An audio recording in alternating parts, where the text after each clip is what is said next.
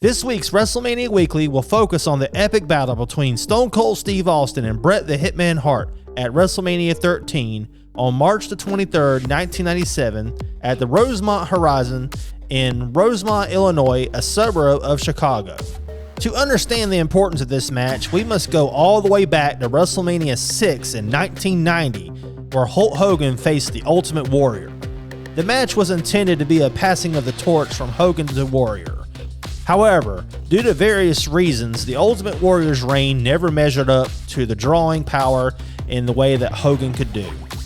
So by WrestleMania 7, Hogan would regain the WWF Championship from Sergeant Slaughter and would resume his position as the top face in the company. However, the 1993 steroid trials would begin to change professional wrestling forever.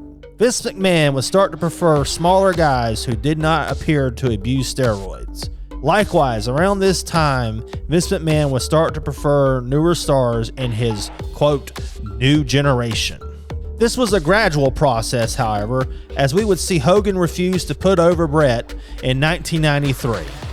This was a missed opportunity, as this would have been a dream match, especially at that time. Hart lost the match in the main event against Yokozuna at WrestleMania 9, only to see Hogan regain the title a few minutes later. Nonetheless, Hogan would lose the title back to Yokozuna at the first ever King of the Ring pay-per-view in 1993. Hogan would finish his contractual obligations, only appearing in house shows after this match, and would eventually leave the company. He would be in WCW by 1994. Hogan's absence from the company and Randy Savage's use as just a commentator would allow younger guys to shine like Bret Hart and Shawn Michaels. Bret Hart would by this time be the top babyface in the company, and he carried the weight of the company on his shoulders. During all of this time, a young wrestler named Stunning Steve Austin would debut in WCW in 1991. A cocky heel who did not lean at all on his Texas roots, Austin would win several titles in WCW, including the TV title, the US title, and the tag titles. If you go back and watch his matches, he surprisingly was good on the mat. In what would become one of WCW's biggest losses, Eric Bischoff would not see Austin as a draw, and while Austin was recovering from an injury, he would be fired from the company in 1994. Austin would go on to ECW, where he adopted a more edgy character before going to the WWF. By 1996, things would change again in wrestling. WCW would become a serious threat to the WWF with the creation of the NWO. The WWF had been bleeding stars at this point, most recently with Kevin Nash and Scott Hall. WWF programming became overall terrible, with McMahon resorting to using a fake Diesel and a fake Razor Ramon to replace Nash and Hall.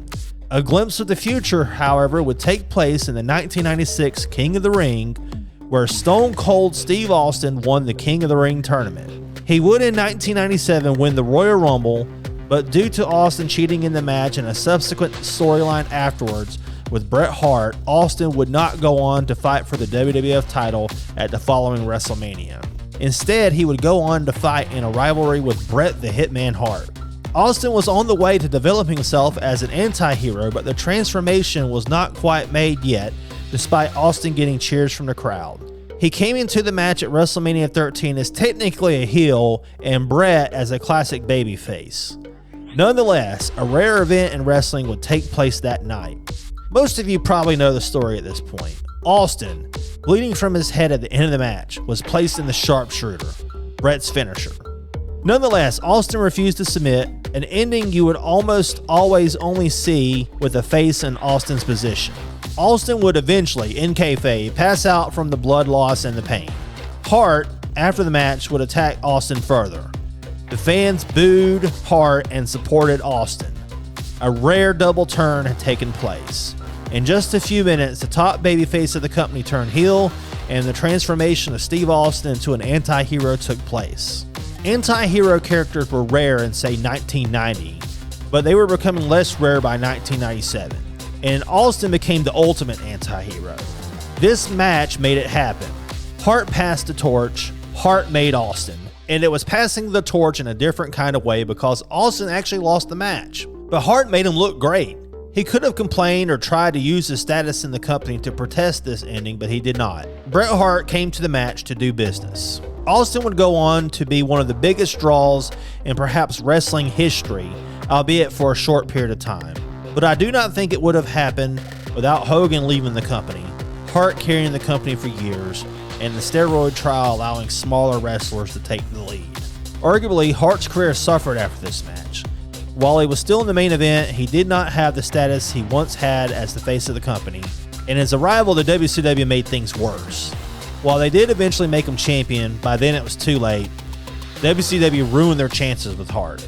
But Austin would shoot to the moon. By the next Royal Rumble, he would win for a second time in a row and would go on to WrestleMania 14 and win the WWF Championship from Shawn Michaels. The Attitude Era was firmly cemented at this point, and the WWF was on its way to finally beat their most serious competitor. I don't think that would have happened without this match. Therefore, I think this match is one of the most important matches not only in WrestleMania history, but in wrestling history as a whole. The match was a great example of how to actually pass the torch. Hogan did not do this for Hart, and it hurt the company.